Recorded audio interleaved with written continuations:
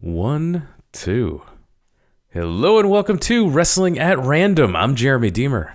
And I am Adam Summers, and you are in Season 5 of Wrestling at Random, where you know by now the theme is more wrestling, all caps. The randomizer has been filled beyond the brim. I believe at last count, 19,000 entries of professional wrestling shows, which means probably 50, 60,000 hours of professional wrestling in the randomizer. Jeremy runs it. It spits out a show. And what it gave us this week is something near and dear to my heart, and we'll talk about it. This may be the first wrestling show I ever watched as a child. Like, as far as this specific episode or one 3 or 4 months earlier, we'll get into that. But it is an episode of World Class Championship Wrestling from October of 1984. Yeah, a little bit how this show works. Adam said it. We fire up the randomizer. We pick a show at random. Could be anything. This is a random TV show from World Class, and usually I'll go through and I'll give a little bit of the history, some context of the promotion, the territory, where we are at this point in time. This is 1984. This is World Class. This is the Dallas, Texas territory.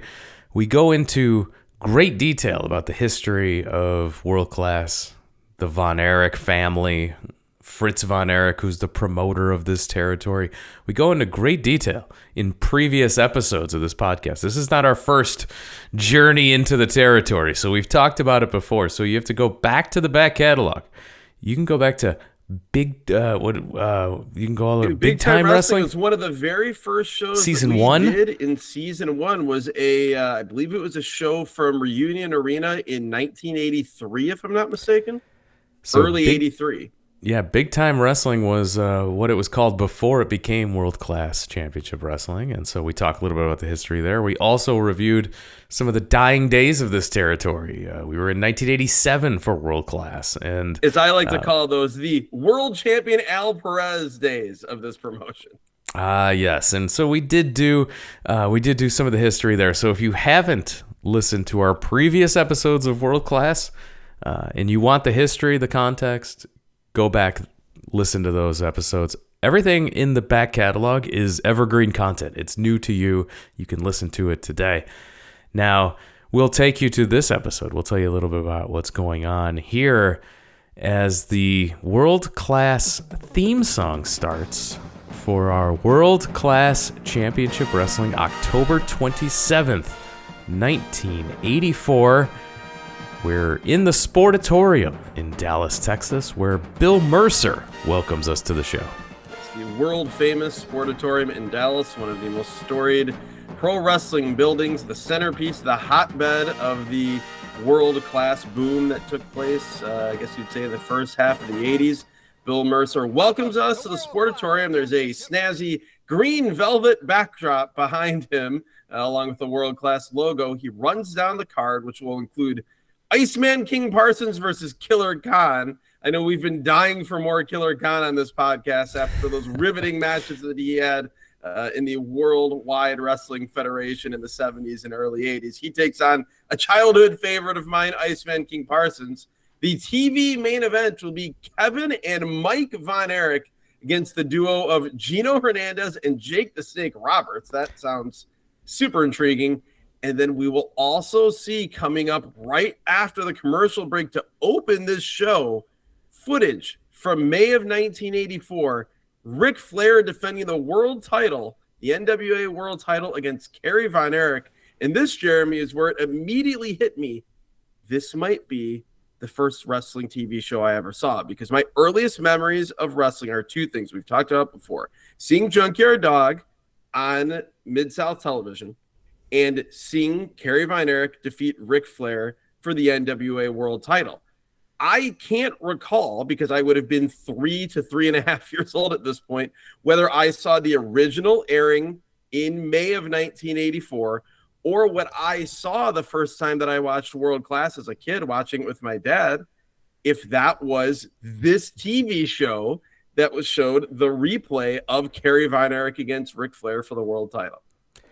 My guess is this was shown more than one time on World Class Television. So.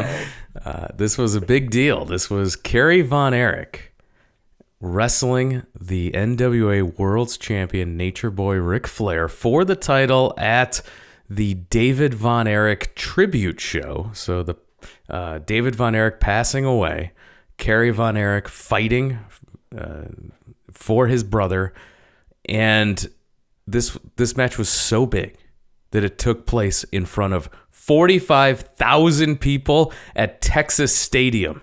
Yeah. Unbelievable. Again, it tells you the resonance of the Von Erichs, the idea of a Von Erich, in this case, Kerry, trying to finally become the NWA World Champion, basically picking up the journey that had been David's. All the talk had been that David at some point would be the NWA World Champion. Obviously, due to his untimely passing, that did not occur. This was, as you said, the David Von Erich Memorial Show, and it all built to Kerry Von Erich challenging Ric Flair for the NWA World Heavyweight Championship. We even hear as the footage of this match gets started in progress, pretty early on in the match. Like, they join it in the feeling out process still. Bill Mercer, our announcer, is talking about the Heaven Needed a Champion song about David Von Erich and how you could send in your donation to get a copy of that song, a donation for something that was going to be dedicated for David Von Erich. Remember that kind of being shrouded in some mystery. But we go to the match itself, and the first thing I note is, my God, this footage is beautiful. We talk about old footage, whether it be from territories when we have to watch on YouTube or even stuff that's on WWE Network or Peacock. It shows its age. Here we see why in 1984, World Class Championship Wrestling, at least in North America, was the undisputed leader in television production, the innovator for television production in North American TV wrestling. This is just, it's gorgeous to watch from a visual standpoint. It absolutely is. This is the encore presentation of this match from May. They're showing it now. October 27th, 1984 is the date of this world-class show. And Mark Lawrence is on commentary, and all you hear is girls screaming as Kerry throws some drop kicks. Yeah, that's, we have this fast scramble, and again, those drop kicks, Flair begging off in the corner, and my notes just say it is a constant rolling fervor of screams. Like, yes, there's more reaction when Kerry is hitting a big move, but it's just this rumble, this high-pitched rumble throughout Texas Stadium. These are, again, you hear all the stories of like World Class doubling the ratings of Saturday Night Live in the Dallas market, and like everything you've heard is true. It was bigger than big. It was beyond wrestling. They were cultural icons, and I don't think it was ever on display more than here in this exact match in this building. The way the Beatles were reacted to by teenage girls nationwide is how the Von Erich family was reacted to in Dallas, Texas. The reactions were exactly similar. Perfect description. And it is not like you might be listening and think, oh, it's a wrestling show or this is hyperbole. No, it's not. Go back and watch shows from the Sportatorium during this time or this exact match from Texas Stadium. It is 100% that same reaction. Flair puts on an overhand wrist lock, and the girls are screaming, willing Kerry to reverse it. Yes, the overhand wrist lock test of strength is something that needs to come back. It's not the Greco-Roman knuckle lock, it's overhand wrist lock test of strength. I love it. Flair gets Kerry in the corner and chops away. Kerry fights back with big right hands. Press slam by Kerry, and Flair's begging off again. Flair, he fights him off with punches and chops, and he tosses Kerry to the floor. We get a few great shots ringside of just how huge this crowd is. And yes, there are certain portions of the upper part of the upper deck that aren't sold, and this is during daylight, so you can see the empty seats, but still just a massive, massive crowd. And it's such a cool juxtaposition from the Sportatorium, which looks so cool, but you can tell it's a smaller, really tightly packed arena. Here, this feels like a major, major happening. When Kerry got tossed to the floor, he's not hanging out on the floor at all. He jumps right back up onto the apron. Yes. Goes for a sunset flip, gets a 2 count. Yeah, great sense of urgency from both guys here. You can also tell, you have that brief feeling out process, but once all the sequences that you just described, once that happens, like you can tell this isn't going to be a 35, 40-minute Ric Flair match. They are going to do what needs to be done, and they're going to get it in like 12 to 15 minutes. Sleeper by Kerry. Flair reverses into a belly-to-back suplex. Flair drops a knee to the forehead of Kerry. Doesn't roll through. My notes say 1984, clearly the pre-rolling variety of the knee drop. We are always on the lookout to nail down exactly what the line of demarcation is between Harley Race style knee drop from Ric Flair and the rolling knee drop that we all know and love. Kerry counters, gets Flair into an abdominal stretch. Flair, screaming in pain, yelling about Kerry pulling his tights when he is obviously not. This is hilarious. Kerry then returns the favor with a knee to the forehead of Flair. We get 2. We get a cool, like a falling knee drop and then a big jumping knee drop. And here, again, maybe not quite as much as that Kansas City match from like 1980 or 1981 that we watched over on the bonus feed, but you get a sense of just how great of an athlete Kerry was, and you sometimes forget about that because of the motorcycle accident, which a previous episode of World Class we got into in great detail. But he's not only is he huge, he is a wonderful athlete. So Kerry catches Flair in the Iron Claw. His big finishing hold here. He's squeezing the head of Flair, but a knee to the gut breaks the hold. Flair selling in the claw is every bit as great as Ric Flair selling the Iron Claw. 100%. As much as it's every bit as great as you'd imagine it to be. That's what Flair is doing here. Flair goes to the top. He's cut off and thrown off the top immediately. Kerry then sends Flair upside down into the corner. But Flair's able to fight back. He gets the advantage, tries a figure 4, but Kerry kicks him off 2 times. Then Kerry reverses into a backslide and gets the 3 count with a backslide. New NWA champion, Kerry Von Erich. The crowd goes absolutely insane. He's swarmed in the ring by his surviving brothers as they celebrate the championship. They honor David. This is a heck of a moment. It's exactly what 45,000 people in attendance all unanimously wanted to see. Oh, 100%. It's an incredible moment. The presentation of it is great. Mark Lawrence does a great job of laying out for a good 15, 20 seconds after the finish happens to let that scene of the crowd rushing the ring, basically, and the family jumping in the ring and celebrating. All that has a chance to breathe. The other thing, though, as I'm watching this that I can't help but think is it's wild when you see a wrestling promotion where their biggest moment ever is also the clear line of when the decline is going to start from this exact moment. And that is 100%, sadly, what's happening here in World Class.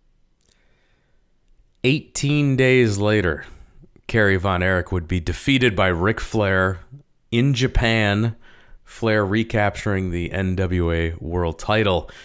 So for an 18-day title reign, showing this match again in October, knowing that they showed it a few times after May, they really got a lot of mileage out of this moment, and they really, and I mean, how many times that you would, every time you would see World Class in a montage, in an opening, in a big event, this moment was replayed over and over and over again. They got a ton out of this moment. They did. It's a bit of a double-edged sword, though, in that, yeah, Kerry won the title, and you've got this footage forever to show of him winning the championship. But every time you show it, and then Kerry Von Erich is on your show without the title, you're reminding people that he lost the title that quickly. You know, everyone wanted him to be the world champion, but it wasn't just that they wanted him to be the world champion for 18 days. They wanted him to be the guy in the NWA. The guy. That clearly wasn't going to happen. And when it didn't, you know, I don't want to sound too dramatic, but it kind of gives a Tommy Rich effect where, you know, you aren't the guy that beat Ric Flair to win the world title. You're the guy that lost the NWA world title after 18 days and never won it back. And that really isn't great for anyone's drawing power. No, they are building to a return match. We'll talk about it a little bit later when Kevin Von Erich is on our television. But who's on our television right now after commercial? It's Geno Hernandez, and he is standing between his red Mercedes and his Lear jet, and he's wearing a tuxedo in the Texas heat. Geno cuts superstar Billy Graham's promo word for word. It's incredible. Geno is, God, I love Geno Hernandez. He's so great here. The visual of him on the runway with the Mercedes and the Lear jet talking like Geno talks. I also thought this whole segment was set up so well and produced so well with Bill Mercer at the desk talking about how Geno Hernandez and Jake Roberts are tag partners, but they could not be more different. But the saying opposites attract is true. And then he throws it first to this Geno Hernandez promo that you talked about, where it's just Geno basically saying he's rich, girls love him, and we're all pathetic because we're not like him. And then we go back to Bill Mercer. He throws it to Jake Roberts, literally hanging out with trash. Piles of garbage. He's wearing a dirty suit jacket with no shirt on under it. He has dirt on his face, and he says trash and filth is what his life is all about. We then go back to Bill Mercer, and he throws it to a promo from the new third part of this trio, Chris Adams, who had just turned on the Von Erichs and joined forces with Gary Hart, who we love on this show. We do. And Chris Adams talks about, Gary Hart. He's turning his career around. This was such a great way of showing the personalities of these three guys and how different they are. But like the thing that bonds them is they're all just reprehensible human beings. They are, and they're all about championships. Yes. Geno Hernandez is a double champion at this point, and Chris Adams laser focused on becoming the world's champion under the guidance of Gary Hart. This was a really good promo for dropping in and immediately getting caught up on what's going on. I know all the major stories that are happening. I know the entire title picture. This was great in just a couple minutes of TV time. Yeah, and I know who all the guys are, why I should care about them, what makes them tick, and in the case of those three guys, the different reasons why I should hate each of them and want to see the Von Erichs get their revenge. We get a little music video basically replaying without the audio of the interviews. Some of the interviews are saying we see Jake DDTing guys. I'm sure this was set to a real song here. This is the network version, so it's a dubbed song. And then we go to commercial. We come back, and it's kind of a shocking sight. We just went from 45,000 people at Texas Stadium. We see that normal static hard cam shot at the Sportatorium, and I'm looking, and I see a bunch of fans at ringside close. I see, like, behind the 6th or 7th row, I see empty rows of bleachers. This isn't like 87 world-class levels of empty rows of bleachers in that show we reviewed previously. But for just a few months after their biggest show ever, and this being at the Sportatorium, I was taken aback that there were empty seats to this level at this point in, late 1984. Yeah, and with a card that's, pretty stacked. There's a lot of stars on this show. This isn't a weak lineup here. You're going to get to see your favorites, and so that definitely was noticeable. The opening match, not some of the stars that you'll see later in the show. No. This was Wild Bill Irwin, who we've seen plenty of on this podcast. Wild Bill Irwin taking on Chief Jules Strongbow. Yes, not to be confused with Chief J Strongbow. Yes, who we've seen a surprising amount of times on this show, Chief J Strongbow. Meanwhile, Wild Bill Irwin, I would say visually, as I move to show, if you're watching on YouTube, my Steve Williams and Terry Gordy t-shirt. Sadly, we did not have Terry Gordy on this episode of World Class. No sign of the Freebirds here. But Bill Irwin looks like the lowest rent Kirkland's version of Terry Gordy in 1984 that you've ever seen. Also, Fashion Corner on the referees here in World Class. Yes. I love how they do not mess around with traditional referee gear at all. It is just track pants and a t-shirt. They are late stage Tiger Hattori out here in 1984. I feel that the dress code is whatever Bronco Lubitsch showed up in today. Exactly. Senior referee Bronco Lubitsch sets the fashion trend here. So there's not a lot to this match. It was very basic, and it went on for way longer than you think it would. Yes. Irwin misses a middle rope splash. Strongbow gets a near fall, and the time limit expires. This match is a draw. No winner for the wrestlers and the fans both. Yeah, there's some weird stuff here, mostly on the commentary. It's Bill Mercer for the actual in-arena matches doing commentary, with Mark Lawrence doing ring announcing. Mercer notes how noisy Bill Irwin is as a wrestler, which was amusing and accurate. He also, at the end of the match, makes some offhanded comment about how it's a time limit draw, so the ref has discretion to choose the winner. And I'm like, that's weird. Let's see where that goes. 10 seconds later, it goes nowhere. We're told this is a time limit draw, as you would normally expect. Yes, it's a normal time limit draw. There is no winners. We are all losers. This match felt like 70s, early 80s WWF. Sure. Much more, I guess, in honor of Chief Jay Strongbow, much more like Jules Strongbow, please. No, I'm saying this is Jules saying it's in honor of Jay Strongbow, how okay. he looked on a lot of those shows. But yeah, this was slow and really not indicative, I feel like, of what you would normally see in World Class. What you do normally see in World Class is a favorite of this podcast, the Iceman, King Parsons. Yes. And he is in the locker room to cut a promo. And he is here to talk about Chris Adams letting the people down. He talks about Rock and Roll Buck Zumhoff getting hit in the head with his boombox radio. We've talked about how Zumhoff is a terrible human being in real life, so less said about him the better. Kevin Von Erich is also in the locker room here, and he joins in to mention how he can't believe that Chris Adams turned as well, and he wants to get revenge on Chris Adams. Kevin also explains he's anti-hitting women. So good guy, Kevin. It's a thing you had to actually specify in wrestling in 1984, so I'm glad we know. We do know, and he does say that Chris Adams and Gary Hart, no problems hitting women.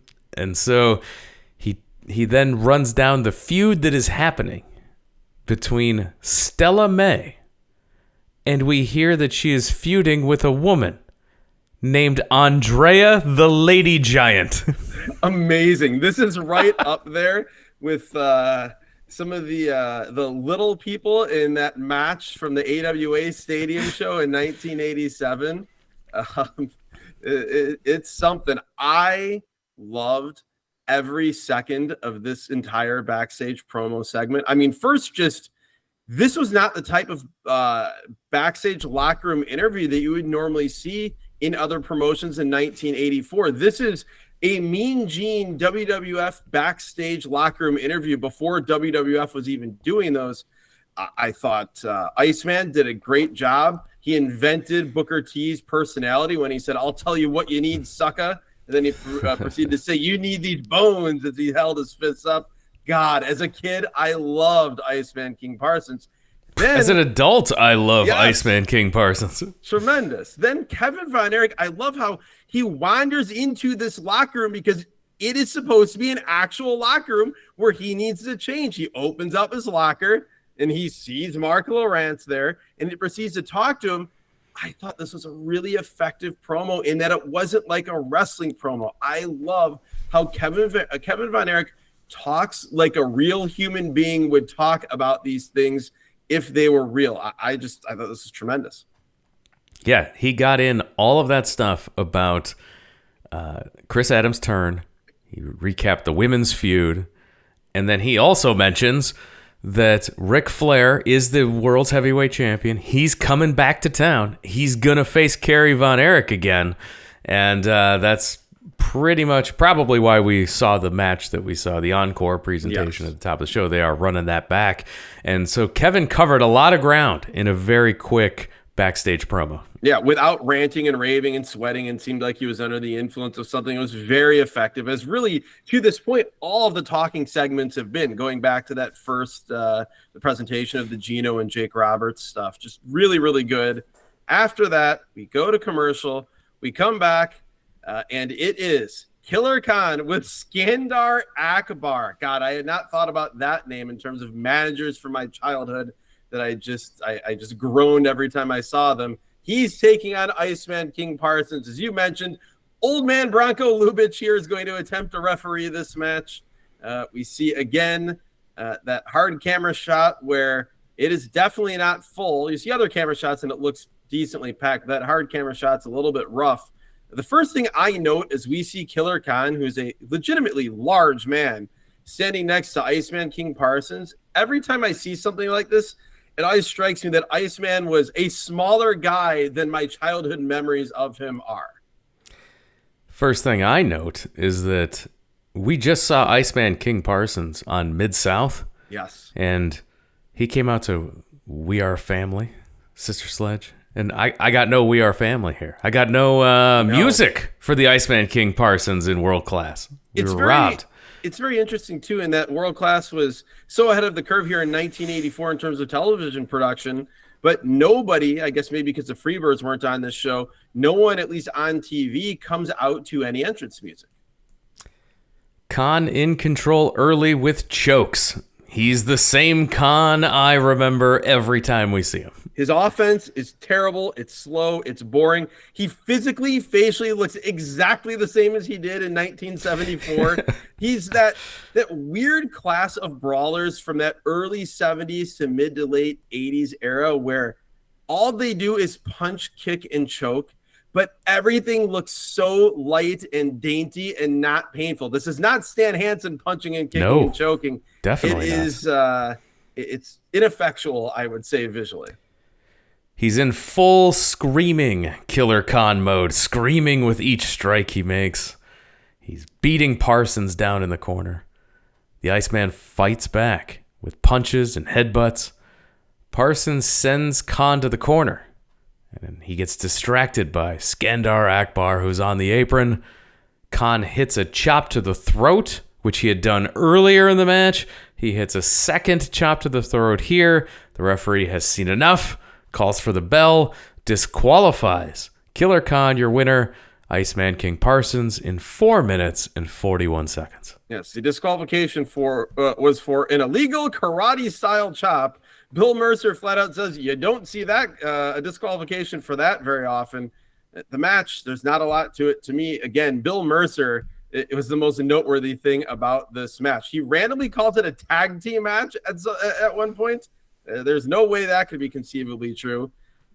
He's also talking about coming up, and I don't know if this is at the next big stadium show that they promo several times, Stella May versus Adrea the Lady Giant in what he describes as a mixed tag team doubles match. And this is where I realize how much I love announcers like Bill Mercer, that when because they're not wrestling experts, but they work as an announcer in wrestling. They've been around it enough that they know a lot of stuff. They don't quite have a grasp on everything, but they're just pros and they just make stuff up. They make up move names. They make up match names. I'm pretty sure this is just a one-on-one match.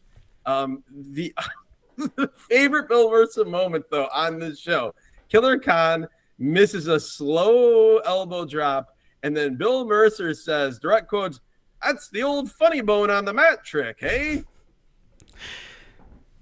After commercial, Geno Hernandez and his 2 belts are in the ring, teaming up with Jake the Snake Roberts. What are those 2 belts, by the way? One of them that Geno is holding looks exactly like the NWA World TV title that you still are trying to purchase, the original version with the red backing, I think that most people associate with Arn Anderson. It looks like that exact belt, but it's a black leather strap that the plates are on. Yeah, I don't know what those 2 belts are. I assume one of them is the Texas Heavyweight Championship. I believe so. Not sure about the other belt at this point. A real show would have done research. I did not do the research on that one today. If you are a listener and you know what 2 belts he had, please We love to interact with our listeners. Send us a tweet or post via X or Twitter, whatever you call it nowadays. Twitter, Jesus. You can also, we're also on Threads and Instagram as well. Hit us up. Let us know at Wrestle at Random if you know about what was going on with Geno Hernandez at this point. This team has Adrea, the Lady Giant, in their corner. Cheap fashion corner on Adrea, the Lady Giant. If you were going to give me 100 guesses as to who Adrea, the Lady Giant, would look like, the top of the list would be Andre, the Gentleman Giant. Sure. And then a bunch of other people who look somewhat like him. Way at the bottom of the list, probably page 5, 6, after I exhausted all their opportunities, I'd say, okay, if she doesn't look like every other wrestler in the world, does she look like Cyndi Lauper for some reason? And the answer would be yes. Yeah, it's in my mind, Adrea the Lady Giant looked totally different. She had on the one strap for the 80s ladies bathing suit of the time period, but no, this was a little bit of a letdown, but my mind image of Adrea the Lady Giant exceeded the actual one that was delivered. Exceeded Kirkland, Cyndi Lauper. Yes. And their opponents, the team of Kevin Von Erich, star, great wrestler, Kevin Von Erich, and his partner, Mike Von Erich. Oof. Again, you don't want to say too much because obviously the life of Mike Von Erich took lots of tragic turns. The illness, the car accident, the brain damage, him being rushed back to wrestle, him dying tragically. But man, this is a guy who, like many sons of wrestlers before him, was not cut out for the mat wars. He was small. He was skinny. He had the Von Erich look, but not the Von Erich look. And we'll see through this match. And yes, he's very early on in his career, and he would get marginally better before the head injury. But this is not a guy that's at anywhere near the level of the three brothers that debuted before him. No, like how could you have him standing next to David, Kevin, and Kerry and say, like, we got to get this guy in the ring? Like, no. I remember hearing sort of the idea behind it, other than just like the really cynical thing is like, okay, well, David died. We got to get another Von Erich brother in there so we can do 6-man tags. Part of the idea was, well, Kevin and David are really popular with girls in their 20s, in their early 20s, upper teens. But, we don't have anyone who the preteen girls go crazy over. And so that was sort of the idea that Mike Von Erich was going to be that guy. And you can even see with the layout of this match, the way they try to kind of give him that sort of edge. But unfortunately, it just wasn't there. And if you don't know the story of the Von Erichs, two things to recommend to you. One, Heroes of World Class, the documentary. Yes, the non-WWE produced documentary. WWE one called Heroes of World Class. Fantastic. The other thing, Dark Side of the Ring with, they have Kevin Von Erich on the Dark Side of the Ring telling the story of the Von Erich family.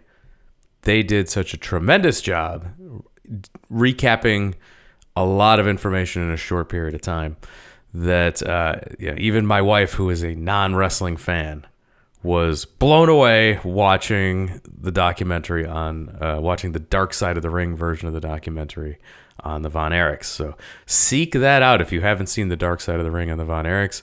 And there will be a Christmas movie coming out called The Iron Claw, coming out about a dramatized version in movie form in theaters at the end of 2023. So with MJF playing Lance Von Erich, the fake Von Erich, which is incredible on multiple levels. Also fitting that movie will be coming out on Christmas time when you think about World Class and so many other territories, Thanksgiving night and Christmas night being their biggest shows of the year.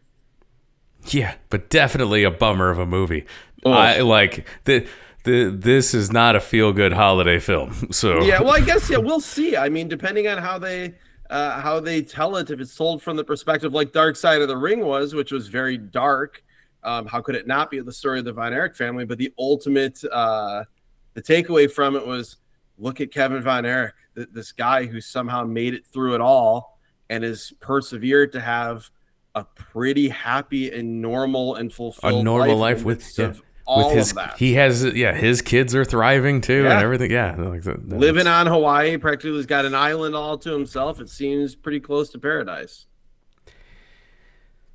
So we go to this match, and I'm sitting here looking at Geno Hernandez, who's nuts, and he's hanging out with Jake the Snake Roberts, and I'm just thinking, how much drugs did these two do together in 1984? Holy cow. Well, I mean, you think about World Class in general. I mean, World Class is you think of all the 80s promotions, and all of them, I mean, cocaine was everywhere. It was everywhere in the 80s in entertainment and sports, everything.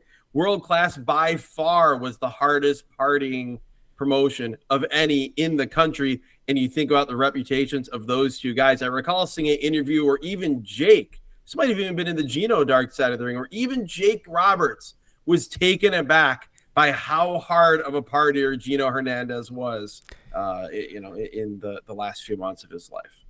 See, we just saw Jake at StarCast, and he was taking questions. And if I had seen this episode, I would have asked Jake about partying with Geno, and if he had any stories to share about partying with Geno Hernandez. I'm sure he could have mustered up one or two. So Jake gets in the ring, and he wants Mike Von Erich, of course. He's demanding that Mike get in the ring. Jake he's so great here. He's different from the WWF Jake, but you can see how he grew into that. The WWF Jake was just this almost cartoony, slimy, obviously as the Snake character, but you can see where the core of what he became, the sinister core of what he became, was developed in promotions like World Class. Oh yeah, this version is such a badass. He is ranting and raving, demanding that Mike get in the ring. Jake falls down and Kevin tags in, and Kevin hits a Frankensteiner, which I did not expect. Yeah, really the only guy this side of, at least in the U.S., this side of Ricky Morton that was hitting a move like that. Jake bails out to the floor.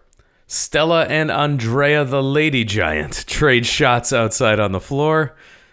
It's in the ring. It's confusing at first because you thought it was a fan, right? I thought Stella was a fan. That was beating on the heels with her purse, and then we've seen ringside old ladies get out of control, so I immediately thought the same thing. This is a ringside old lady who's getting out of control until they told us it's Stella. That had Killer Khan on the card, if you recall. Yes. So I kind of thought that might be the through line, but no, that was all part of that. The other wild thing is just, again, when Mike and Kevin clear the ring of the heels and the heels bow to the floor, the thunderous sound from the crowd, it is unlike anything we've seen in the two previous matches on this episode so far that were taped in the Sportatorium.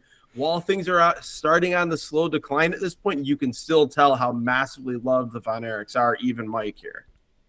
In the ring, Geno and Jake double team Kevin in their corner. Quick tags by Jake and Geno. Kevin fights back, hits a backdrop, but he won't tag Mike in.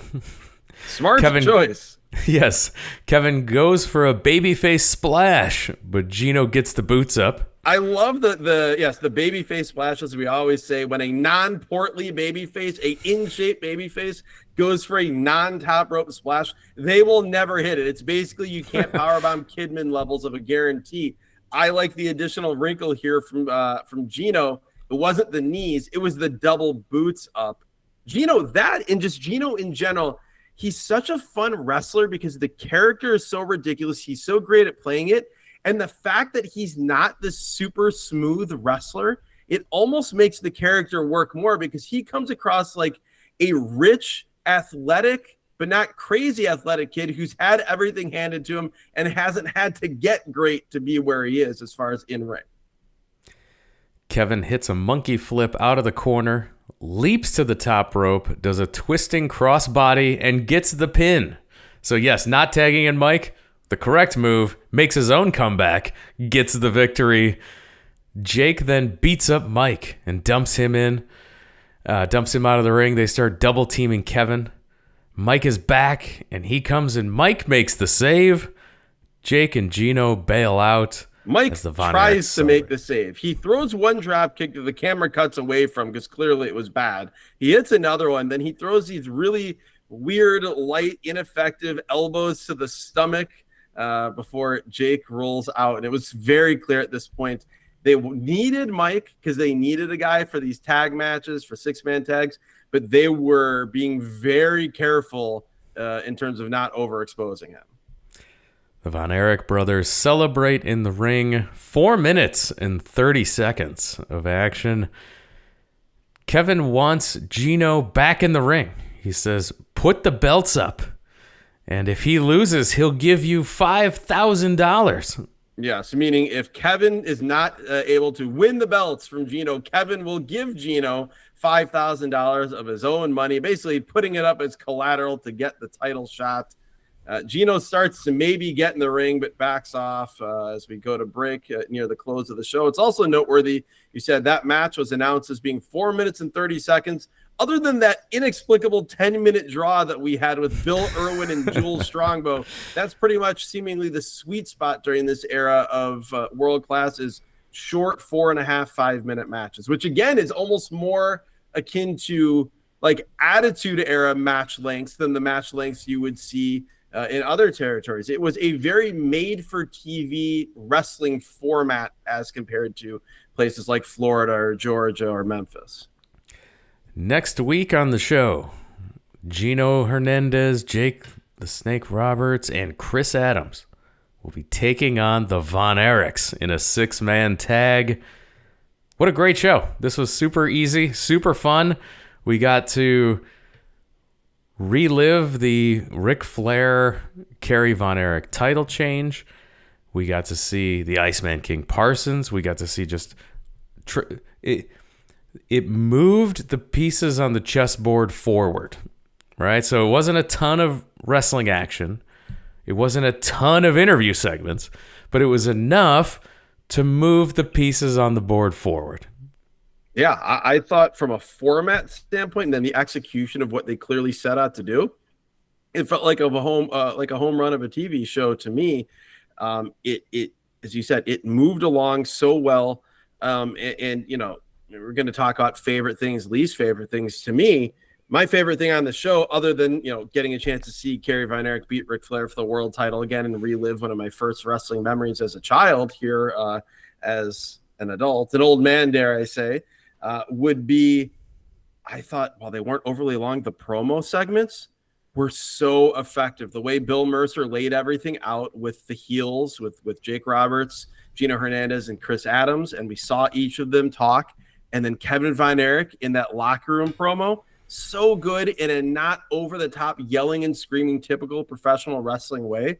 Like, my main takeaway from this show is, yeah, I understand why as a 3-year-old I got hooked on professional wrestling when I was seeing shows like this at a very impressionable time, and then also seeing Mid-South at the same time, as those were the 2 TV shows we got in New Orleans. Like, Jesus, yeah, this is what you'd want as a 1-hour wrestling show. Honorable mention, those promos. Also, we're talking about the effectiveness of these promos. You also didn't use Gary Hart today. So, like, you can come back in the next week or two, and Gary Hart can be another voice telling the same story, and he's as effective as anyone in wrestling at this point. It's a really good point. That they were able to pull something like this off without their best talker and the most effective promo guy in the company. Yeah, absolutely. Great stuff. Least favorite thing on this show?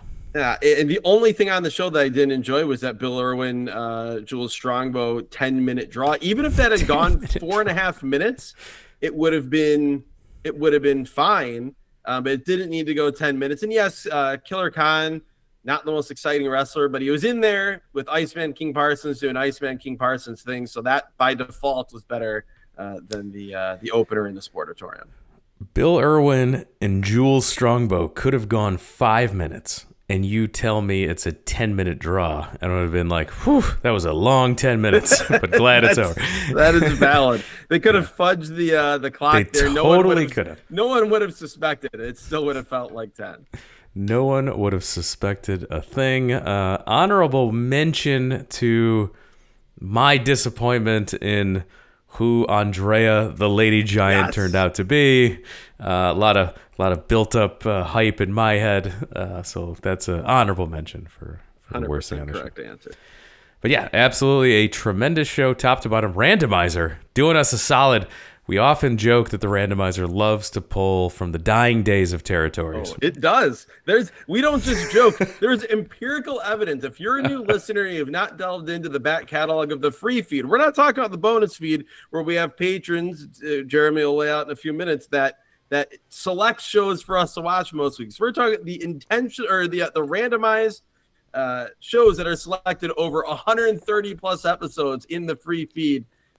Many of them are the dying days of world class ECW, WCW, Continental, AWA, multiple of those. The list goes on. Smoky Mountain Wrestling. It goes on and on. So here, the randomizer did us a solid, getting us some near peak, at least world class, where it still felt like what you remembered it being. No, near peak. The randomizer giveth and it taketh away. Here it is giving us a great show. So it can be a cruel mistress, but not this evening. No, this one was great. A ton of fun. Like Adam mentioned, if you want more content than just the weekly podcast that comes out in this free feed every single week, we do another show over on the bonus feed. Bonus content. Stuff you have not heard. It is not available in the free feed. It is all stuff that doesn't really fit. So the randomizer, again, there's 19,000 entries in there. It can pick some weird stuff that we're like, I don't know. This isn't a full show. It's this is a couple matches. It's a documentary. It's it's stuff that's harder different to review. It doesn't really fit into the free feed. It goes to the bonus feed, and we review it, and we talk about it, and we have a great time over there. And we also have great listeners and supporters, our patrons. They also can bump themselves up to the tier just above the one that unlocks all, for $5, you unlock the entire back catalog of the podcast. The next tier up, you get to be the randomizer. We call it the intentionalizer. You can choose a show for us to review, commission the podcast. And so we've got an entire back catalog over in the bonus feed that's a mix of randomizer weird picks and picks from our patrons that are they span the gambit from curated lists to major events to looking at just key important historical matches too. So anything that's important to the folks over at the Patreon, it's there. Give that list a look, and if any of those shows look good to you, you can unlock the entire back catalog, all episodes, for just $5 at patreon.com/wrestlingatrandom. Or if Apple Podcasts is your podcatcher of choice, you just hit the subscribe button right there. It'll unlock it all right in your Apple Podcast feed. Or if you're listening via Spotify, if Spotify's your podcatcher of choice, there's a button in there where you can unlock the Patreon bonus content and continue to listen in your Spotify podcatcher of choice. And social media is the best way to follow the show. We mentioned it earlier, at Wrestle at Random for all of the social media content, all of the links to subscribe to the podcast, all of the ways to support the show. Everything I just described in the entire back catalog is available at the website, wrestlingatrandom.com. And with that, we're going to call it a podcast. Adam, thank you for joining us this week. Thank you, Jeremy. And I will say, sometimes I feel like we can't say this, depending on what it gives us, but a hearty thank you to the randomizer. Yes, big thanks, randomizer. A wonderful trip down memory lane. And even if you didn't grow up with World Class like I did, what a fun show. What a great example of what TV pro wrestling can be when done right. Can't wait to see what we get next time on the randomizer. And hopefully, maybe before the end of the season, it'll throw us another World Class bone. I'm always up for World Class, and if you want to hear more World Class, again, you haven't listened to the back catalog episodes, they're there.